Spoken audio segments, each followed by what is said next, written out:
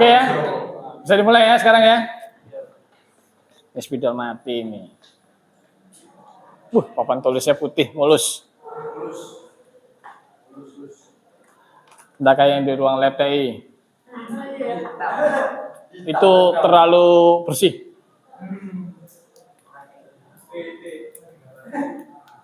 Untung tiap tahun dapat spidol gratis.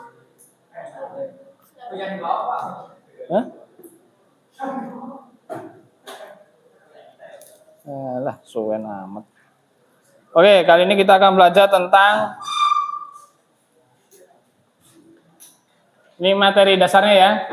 Untuk perbaikan. Wah, tipis ini guys. Tenang ada. Dor. Nah, wis. SOP. Apa itu SOP?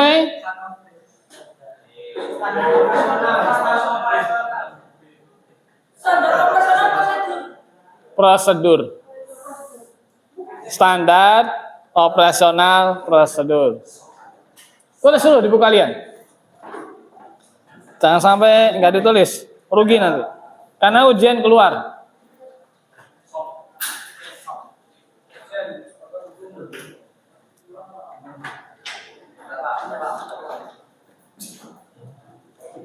Tulis dulu ya di buku kalian. SOP. Hampir di segala kegiatan kalian memiliki namanya SOP, termasuk di rumah. Nggak percaya? Kamu makan pun ada SOP-nya. Yang pertama apa? Cuci tangan. Betul. Yang kedua? Enggak. Ambil sendok, ambil piring. Ambil nasi. Nah. Dan kawan-kawannya. Ya. Karena tidak mungkin kalian langsung buka messenger, kalian langsung makan. Itu berarti? Bukan, berarti itu berarti? Berarti? Anjing. Tuh, tidak percaya dah? Anjing kamu kasih makan, udah makan pakai mulut. Nah. Kucing juga sama kan? Kamu manusia atau hewan? Jadi ya, ada SOP-nya. Bahkan hewan pun memiliki SOP. Sama. Tapi kita bahasnya tentang pekerjaan. Ya, profesi. Nah, profesi kita yang pertama adalah, ada yang tahu? Profesinya pemeliharaan.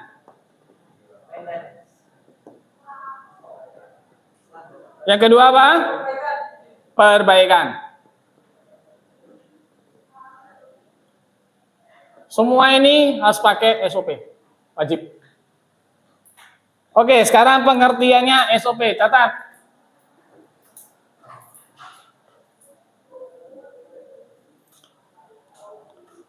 Sudah? Kita tentang SOP-nya itu tentang ini ya. Pemeliharaan dan perbaikannya. Barang elektronik. Catat ya. Pedoman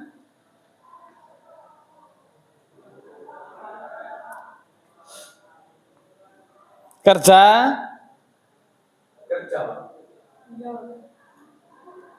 yang berisi langkah-langkah baku agar baku, BAKU. Proses pemeliharaan dan perbaikan peralatan elektronik dilakukan dengan aman, sistematis,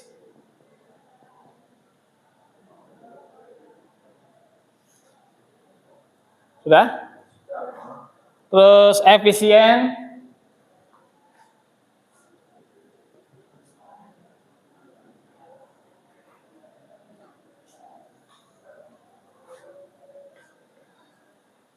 yang menghasilkan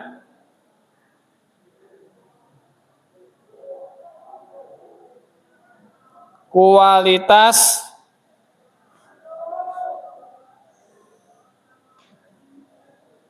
kerja yang baik.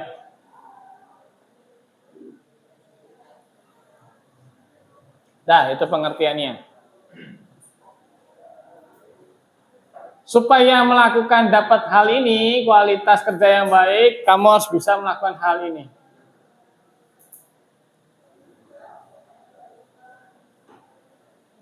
Oke, sekarang Bapak akan kasih contoh. Mengapa kok harus ada kata aman?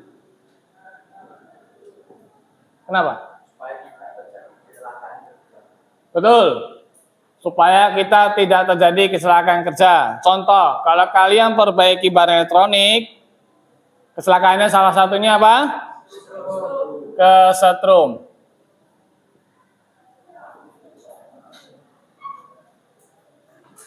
Maka caranya bagaimana supaya tidak kesetrum itu adalah langkah-langkahnya. Yang pertama, catat. Kondisi barang harus matot. Apa itu matot? Mati total. Tulis, mati total.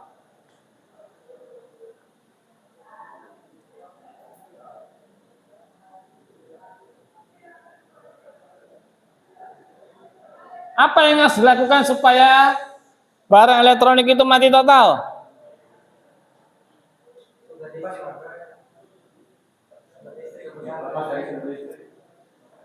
Lepas sumber energi listrik. Sorry ya, tulisan Bapak kayak cacing. Makanya kalian harus dengarkan. Lepas sumber energi listrik. Salah satunya di mana?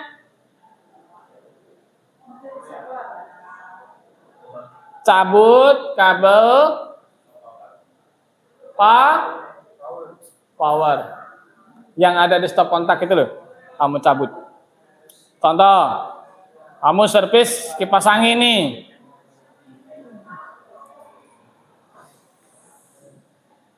Sudah tahu nih kipas anginnya rusak, ya kan? Kondisi masih di, tuh kamu perhatikan kipas itu, tancap bukan? Ini kipas mati nih, rusak. Apakah kamu memperbaikinya langsung ditancap biarin aja? Harus dilepas. Kenapa? Karena kalau kamu buka casing belakangnya ada kabel yang terkelupas, kamu pegang kesetrum.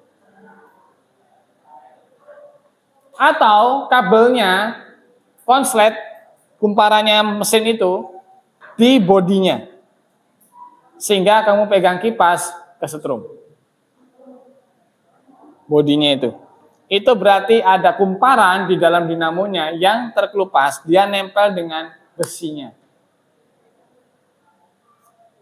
Ya. Oke, sekarang sudah tahu ya, kondisi harus mati total. Yang kedua, kita sampai jam berapa ya? Sampai pulang ya berarti ya? Oh ya, oke.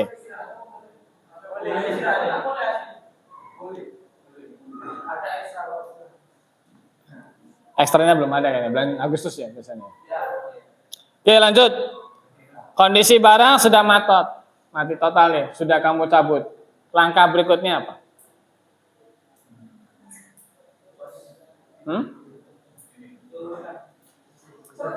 Apa? Sediakan alat.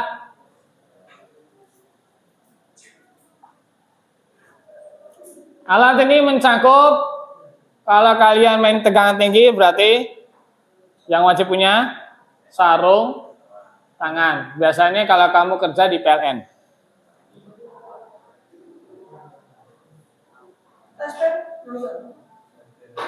Lalu yang kedua, obeng. Obeng itu juga bisa pakai test pen. Test pen kan obengnya min. Jadi obeng min itu kamu nggak usah beli, pakai test pen pun bisa. Masalahnya kalau test pen kamu mainnya cungkit, klek gini, test pennya yang pecah karena dia plastik, terlalu tipis. Habis obeng, kawan-kawannya ada lagi plus tang. Atau bisa juga kunci. Contoh kayak bongkar itu ada ukuran kuncinya. Tergantung murnya modelnya seperti apa. Kemudian yang berikut, setelah dibuka, bongkar nih barang elektronikmu misalnya tape, TV dan kawan-kawannya. Harus punya alat apa lagi untuk diagnosanya apa? Avometer. Sekarang Bapak tanya dulu nih. Dibagi 3 nih avo ini. A itu apa? Ampere. Ampere itu berarti arus. Kemudian V, volt. Tegangan listrik. Oke, U.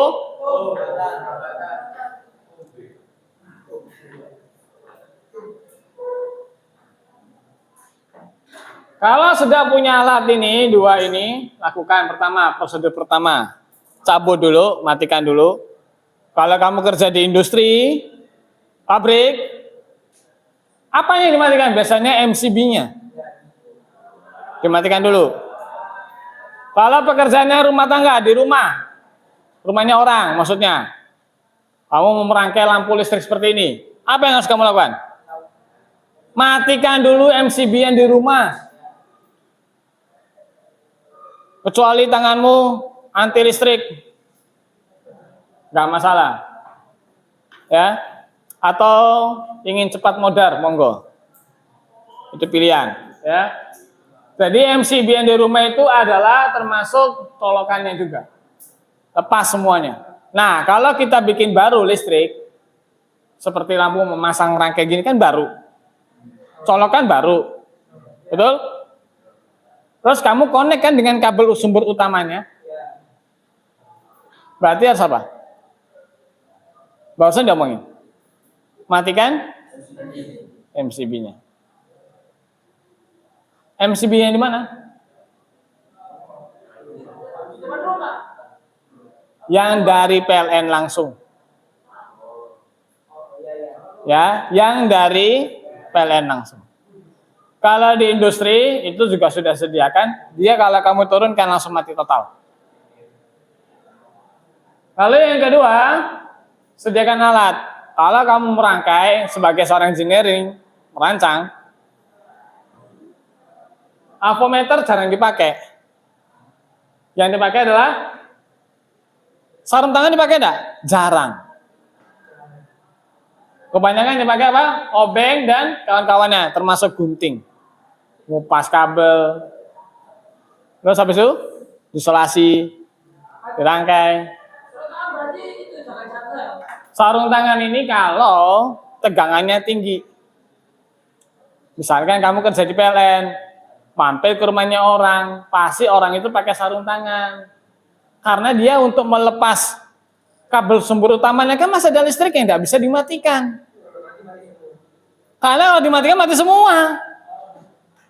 Maka dia pakai sarung tangan, walaupun dia pegang nggak kesetrum, karena nggak mungkin bolong sarung tangannya PLN. Tahu harganya berapa? 2 jutaan. Karetnya tebal banget. Mengapa kalau PLN kok bahan alatnya lebih mahal? Karena dia bermain tegangan gini, minimal 20 kV. Apanya? Sulit, makanya PLN itu kan mainnya besar-besar. Umurnya gede-gede. Nah, kalau kita barang kecil pakai sarung tangan tambah kesusahan. Itu masalahnya. Makanya paling aman lepas dulu kabel power sumbernya. Karena kalau kamu pakai sarung tangan, tanganmu tidak bisa merasakan kamu megang. Misalnya nih, megang resistor, nggak terasa, tahu-tahu ini udah nggak ada tuh resistor. Ya, oke lanjut. Yang sering dipakai yang mana menurut kalian waktu pengecekan? Pasti aku, bagian mana? Secara umum. Yang dipakai pertama kali biasanya adalah kalau kita ngecek kipas angin kondisi mati, pasti Ya, tergantung kondisi. Kalau kita ngeceknya di rumah tangga, di rumah, yang kamu lihat ada 2 tok. Ini tidak dipakai. Maka yang dilihat adalah ampere dan volt. 2 ini aja.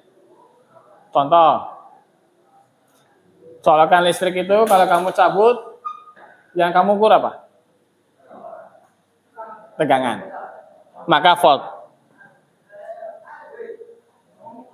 Ya, kalau kamu servis AC, yang dipakai itu udah pasti 2 ini. Yang dicek apa? Ampere.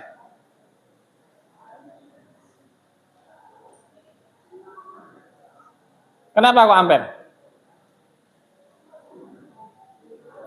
Kalau ada arus, berarti ada listrik yang mengalir. Kalau tidak ada arus, berarti tidak ada listrik yang mengalir. Bisa kemungkinan kabelnya putus.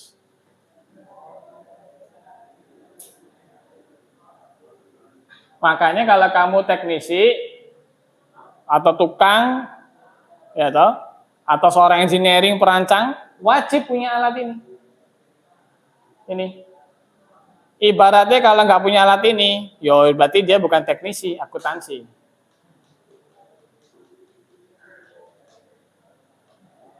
Ini ibaratnya dokter itu harus punya ini, diukurnya. Lalu yang berikutnya, yang ketiga, setelah alat sudah punya,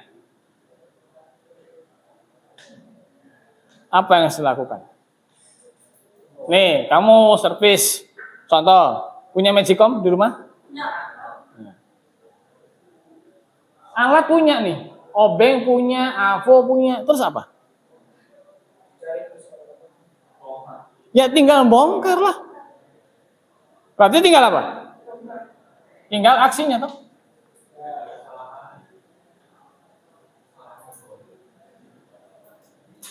Nah, proses pembongkaran ada caranya masing-masing tergantung dari barang elektroniknya.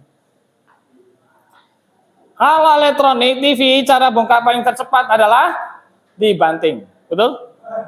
Oh enggak, dibuka belakang murnya. Kalau kamu banting, kamu tempuh itu layarnya, kan begitu kan?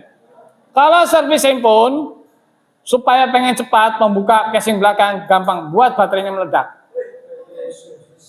Itu namanya bukan servis tapi merusak, itu betul. Merusak lebih gampang daripada memperbaiki. Mau coba? Ada apa yang mau dikorbankan? Oh. Kalau mau chargernya tak putusin kabel punya bapak colok. Eksperimen, colok langsung ke PLN, apa yang terjadi? Paling jeblek. Karena bapak pernah coba baterai ABC tahu? Yang tegangan 1,5 volt tuh. Iya, yang bulat itu. Bapak, ini ujung nih. Katanya waktu itu kan bapak masih kelas 6 SD. Kata teman, baterai itu bisa dicas loh. Kata teman, iya tak, gimana cara? Tak coba, mantep. Jadi bapak coba tancap positifnya gini ya, positif negatifnya. Tak kasih colokan langsung tak tancapin PLN. Ternyata bener, bisa ngecas.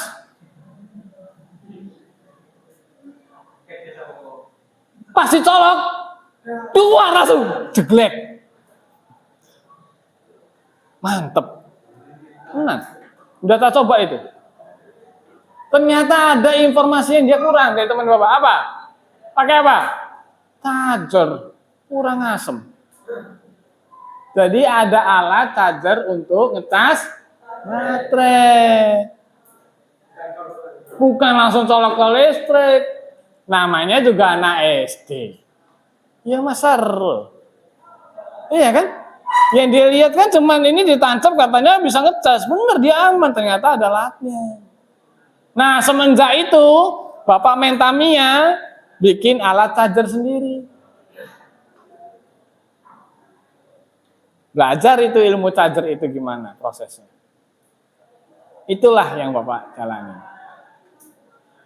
Dari engineering menjadi tukang servis jadi engineering lagi.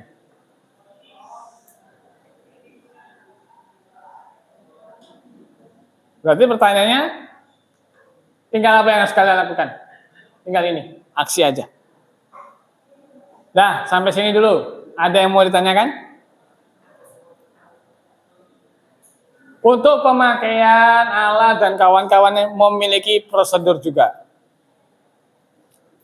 Ya, alat ukur kamu kamu colok ke PLN, langsung avometernya bagus. Coba Anda. Mantap.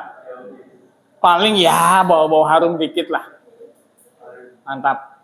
Atau kalau mau coba lagi yang lebih ekstrim, posisi ampere, kamu colok itu ke PLN. Langsung. Tahu apa yang terjadi? Nih, avometer. Ya. Positif, anggap aja merah, hitam, betul? Angka. Digital nih, posisi A, ampere. Ini ada stop kontak nih. Nah. Keren loh. Loh bener ini. Nggak bujo aku. Ngeprank, coba enggak? Ngomong aku cobaan. Ya paling ditancep ya. Bus. Kan keluar api. Bau sangit. Jeglek. Mantap kan? Mantap. Berarti dia tidak menggunakan sistematisnya dan efisien dan keamanannya. Berarti tidak memakai tekniknya, ada cara pemakaiannya. Ya. Sekarang kita akan belajar tentang efisien.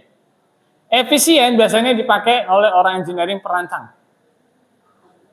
Contoh, menurutmu kipas angin taruh di atas itu colokannya menurutmu benar apa enggak?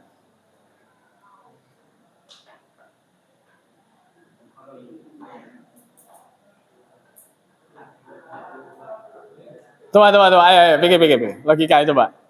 Menurutmu colokan di atas itu benar atau tidak?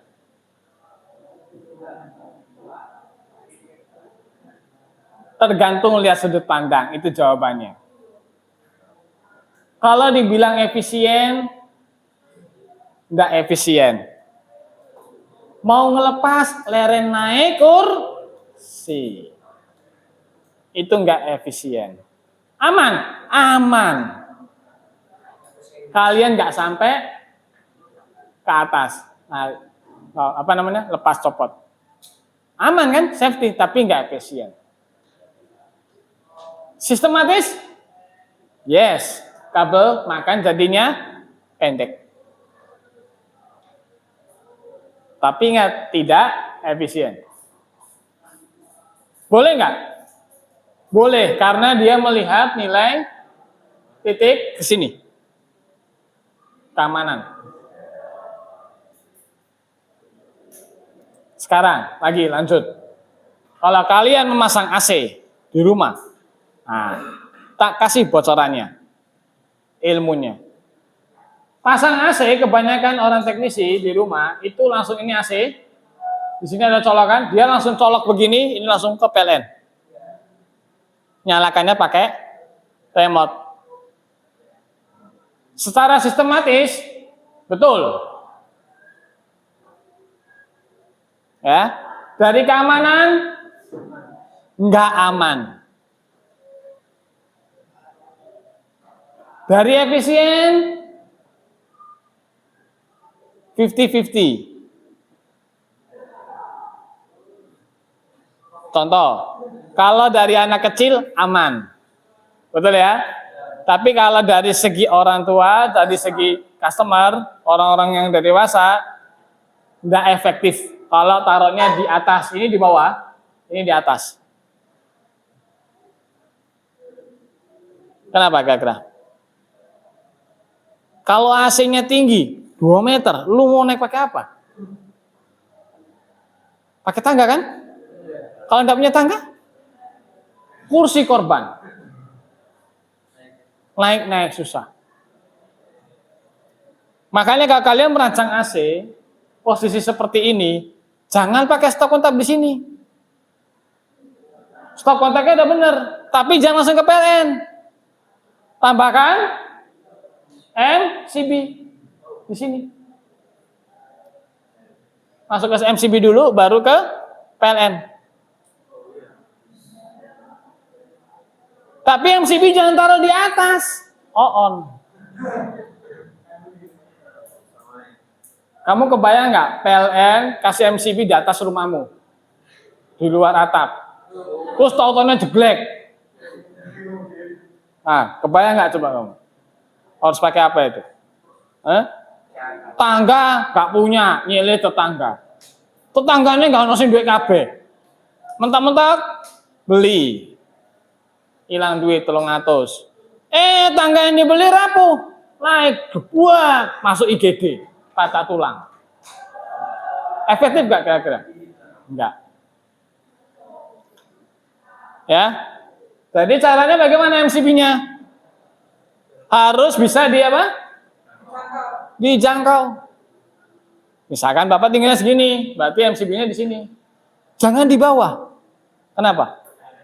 Kalau banjir, lalu ada anak kecil bayi 1 tahun, cetak, nah, repot. Maka harus orang yang punya intelektual lebih tinggi, sini, atas. Supaya apa? Anak bayi, anak kecil nggak sampai. Pertanyaannya adalah, mengapa kok harus pakai MCB? Seandainya AC-nya konslet, yang jeglek pertama siapa? MCB-nya. Itu jawabannya. Kalau MCB-nya ini jeglek, berarti AC-nya rusak. Kamu nggak usah nyari lagi barang mana yang konslet di rumah. Gampang kan? Paham nggak sampai sini? Kebanyakan kita pasang barang elektronik, tau-taunya jeglek. Terus nyari mana barang yang konslet. Makanya Bapak ajarin sekarang cara ilmu engineeringnya, perancangannya di rumah. Kalau kalian beli rumah, rancang lagi ulang kabelnya. Masang AC, suruh orangnya, Pak, pakai MCB. Tujuannya, kalau seandainya cuci AC, diturunkan. Ya, kemudian atau cabut supaya lebih aman. Udah tuh tinggal dia cuci, aman AC-nya. Nggak konslet elektroniknya. Ya. Kemudian kalau kamu tidak pakai secara lama, kalau kamu cuma matikan pakai remote, bisa kemungkinan AC itu rusak nggak?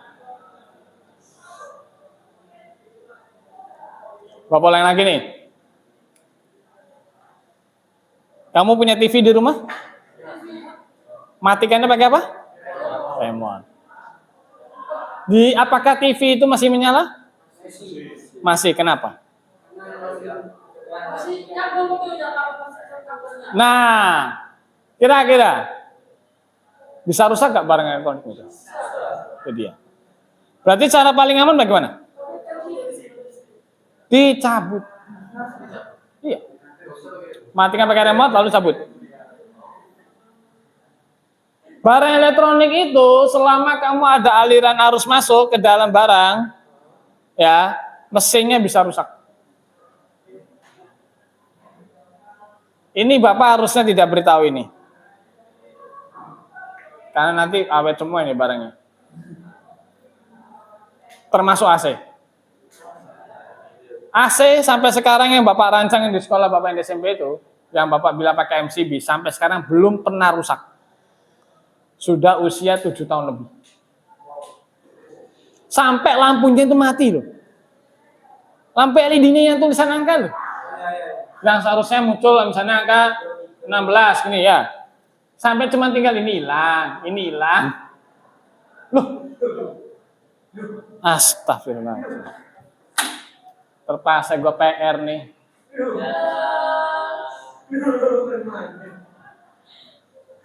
Untung ada baliknya.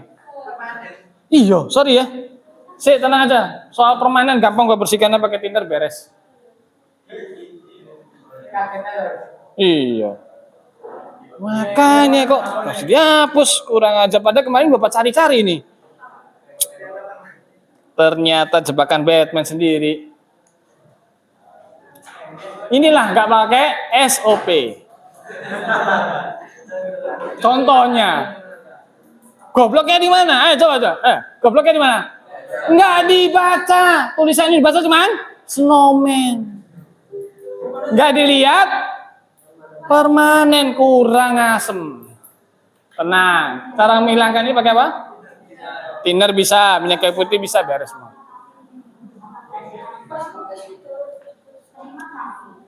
Itu cara paling gampang. Oh, jebakan. Ini jangan-jangan permainan lagi nih. Ini baru bener. Padahal Bapak tulis baru lagi. PR nih gua. Iya. Kurang ajar. Tenang. Hal itu mah gampang. Udah biasa itu mah. Semprot bensin. Bersih.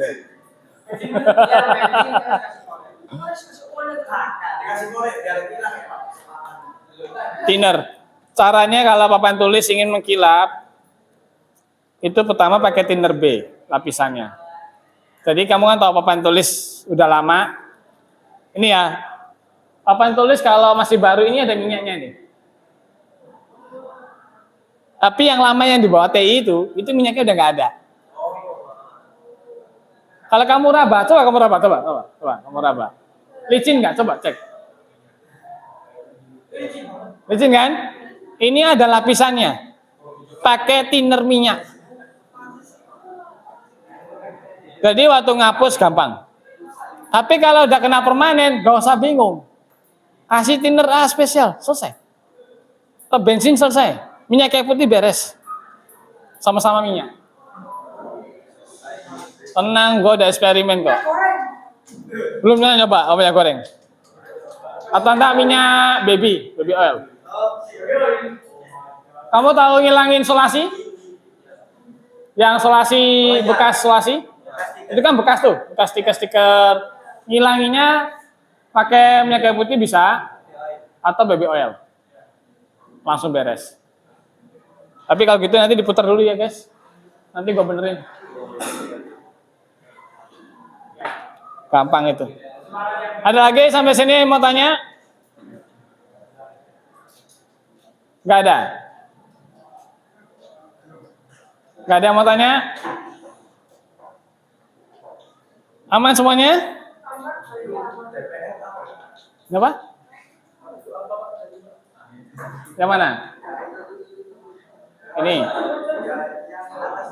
Ini. Kamu tadi tidur.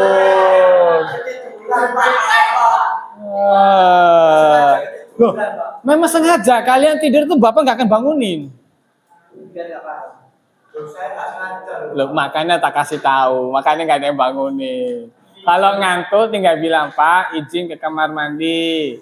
Mau cuci, tapi kalian izin ke kamar mandi, nggak usah berkasih alasan apapun. Cukup bilang, Pak, izin kamar mandi, selesai.